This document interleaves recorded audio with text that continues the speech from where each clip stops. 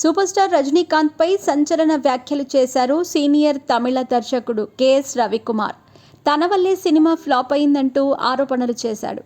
వీరి కాంబోలో గతంలో వచ్చిన ముత్తు, నరసింహ చిత్రాలు బ్లాక్ బస్టర్గా నిలిచాయి.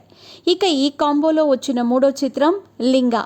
పీరియాడికల్ బ్యాక్డ్రాప్లో వచ్చిన ఈ సినిమాలో అనుష్క, సోనాక్షి సిన్హా హీరోయిన్స్గా నటించగా కెఎస్ రవికుమార్ దర్శకత్వం వహించారు. రజనీకాంత్ కెరీర్లో లింగా ఓ డిజాస్టర్ సినిమాగా నిలిచింది. 2014లో రిలీజ్ అయిన ఈ చిత్రం బాక్సాఫీస్ వద్ద ఆశించిన స్థాయిలో కలెక్షన్స్ని అందుకోలేదు.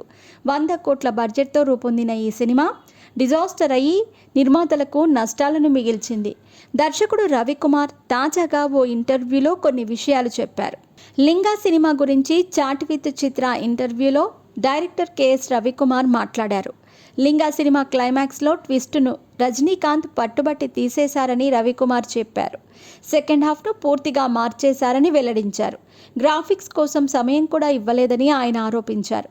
లింగా సినిమా పోస్ట్ ప్రొడక్షన్ పనుల్లో రజనీకాంత్ ఎక్కువగా జోక్యం చేసుకున్నారని తెలిపారు. రజనీకాంత్ ఎడిటింగ్లో చాలా జోక్యం చేసుకున్నారు. CGI కోసం కూడా నాకు టైం ఇవ్వలేదు. ఈ మూవీ సెకండ్ హాఫ్ను పూర్తిగా మార్చేశారు. క్లైమాక్స్లో ఓ సర్ప్రైజ్ ట్విస్ట్ అనుకున్నాను, దానిని తీసేశారు. అనుష్క ఉన్న ఓ పాటను కూడా తీసేశారు అని రవికుమార్ ఆరోపించారు. లింగా చిత్రంలో ఓ ఫైట్లో బ్రిడ్జ్ మీద నుంచి హాట్ ఎయిర్ బెలూన్ పైకి రజనీకాంత్ జంప్ చేస్తారు. ఈ సీన్పై అప్పట్లో ట్రోల్స్ బాగా వచ్చాయి. అయితే ఆ బెలూన్ ఐడియా రజనీకాంత్దే అన్నట్టుగా రవికుమార్ వెల్లడించారు. ఆ సీన్ తన కెరీర్ని నాశనం చేసిందన్నారు. లింగా చిత్రాన్ని ఆ ఆర్టిఫిషియల్ బెలూన్ జంప్ సీన్ పూర్తిగా చెడగొట్టిందన్నారు.